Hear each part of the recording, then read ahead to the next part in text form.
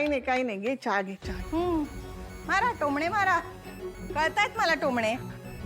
मला तिचं तोंड कडू आहे ना, घरात सगळ्यांच्या तोंडात साखरच आहे. द्या. हे मला माझ्या मुलीचं टेन्शन आलंय. चांगलं स्थळ हातचं जायला नको, पण ही मुलगी ऐकतच नाहीये. ठीक आहे, आधी हा प्रसाद खा, म्हणजे तुझ्या मनात ज्या काही इच्छा असतील ना त्या देवीच्या कृपेनं पूर्ण होतील. नको त्या इच्छा कशाला? अगं काव्या का बघितलंस, विषयही नकोय तिला. काय सोनं लावलंय ना त्या केदारला देव जाणे. इकडे इकडे. काय तू तिच्याशी नीट बोललीयस का? मी नीट बोललीये, तिने नीट ऐकलं नाहीये काही.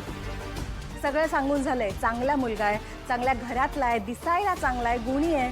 एकदा फोटो तरी बघून घे एवढंही म्हटलंय तिला. ऐकायलाच तयार नाही. हट्टी एक नंबरची. माती तसंच जाड. मला कशाला आणलंस मध्ये? मी माझं काम केलंय, मी माझ्या परीने समजावायचा प्रयत्न केलाय हिला. ऐकतच नाहीये. काव्या जरा इकडे आहे बाळा. जरा मी काय सांगते ना ते नीट ऐकून घे. इकडं ये म्हटलं ना. तुझ्या आईशी तुझं बोलणं झालंच असेल. नाही, तुझा निर्णय होण्याआधी मुलगा तरी बघून घे. अगं मुलगा चांगला देखणा आहे, घरदार आहे, नोकरी चांगली आहे आणि तुमचा जोडा अगदी त्या रश्मिका आणि विजय सारखा शोभून दिसेल. प्लीज आजी, ते रश्मिका आणि विजय थोड्या वेळ ट्रेंडिंगवर असते, पण जगात अमिताभ आणि रेखाचंच प्रेम अमर आहे. काय बोलली? अगं तुझी मुलगी स्वतःला रेखा समजते.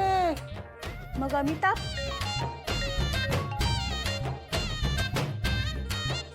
हॅलो, हा चेतनाताई बोला की.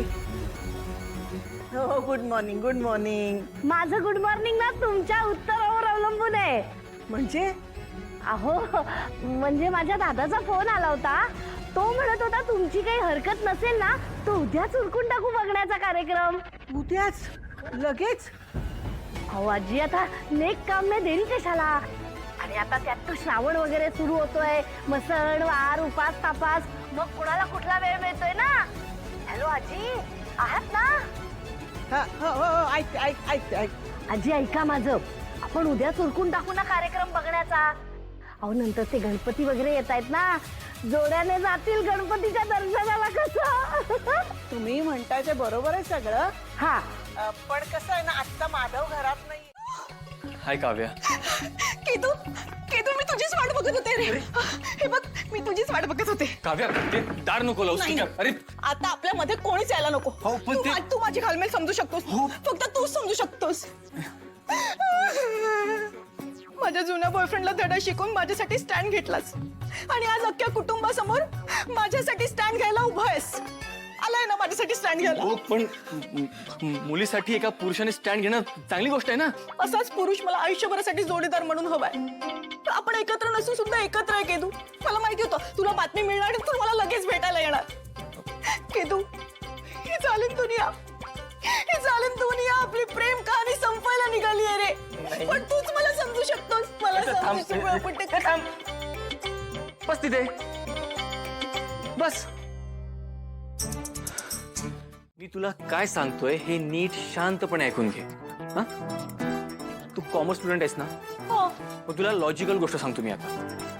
समजा मी एखाद्या कंपनीमध्ये पैसे लावले आणि ती कंपनी लॉस मध्ये गेली आणि अय्या, म्हणजे तुझा लॉस झालाय. खांडेकर आता श्रीमंत राहिले नाहीये.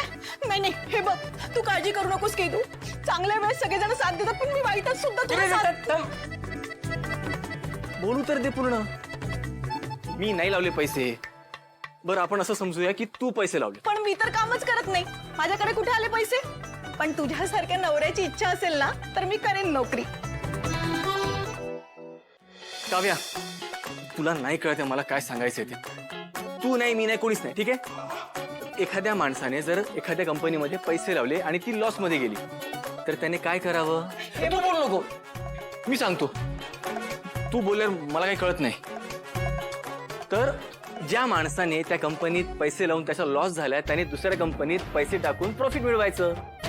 आणि कंपनी शोधण्यासाठी ज्यांना त्यातलं कळतं अशा लोकांची मदत घ्यायची. ताई, बहीण, अक्का, कोणाची पण मदत घ्यायची. आणि ती लोक जी कंपनी सजेस्ट करतील त्या कंपनीत लग्न करायचं. काय काय अरे पण तू तर पैशांबद्दल बोलत होता ना, आता हे लग्न कुठून आलं? काही बोलतोस अरे. काव्या, मी काय म्हणतोय तुला कळत नाहीये का? काव्या, मला काय सांगायचं ना तुला ते कळत नाहीये. हे बघ, आयुष्य खूप सुंदर आहे, खूप मोठं आहे. आणि त्यात जर आपली आवडती व्यक्ती आपल्या सोबत असेल ना तर गोष्टी खूप सुंदर होतात. प्रत्येक संकटात ती आपल्या सोबत असते. मी कायमच तुझ्या सोबत असणार आहे केदू. नाही, मला माझ्या आवडीचा जोडीदार आधीच मिळालाय काव्या. आणि माझं तुझ्यावर प्रेम जरी नसलं ना तरी मित्र म्हणून काळजी नक्कीच आहे. आपलं न जुळण्यामागे ना काहीतरी चांगलं कारण आहे. देवाने आधीच तुझ्यासारख्या चांगल्या मुलीसाठी एक चांगला मुलगा शोधून ठेवलाय. आणि तू जर असं दार बंद करून बसलीस तर तुझ्यापर्यंत ती संधी कशी पोहोचणार? तू मुद्दाम करतोयस नाही सगळं मला त्रास द्यायला? नाही काव्या, मी तुझ्या चांगल्यासाठीच सांगतोय. हे बघ, तुला आवडणारी व्यक्ती, तुझ्यावर जीवापाड प्रेम करणारी व्यक्ती, तुला अशीच व्यक्ती हवी आहे ना. आणि तो मुलगा अगदी तसाच आहे. तो ना तुला खरंच खूप सुखात ठेवेल. Trust me Kavya.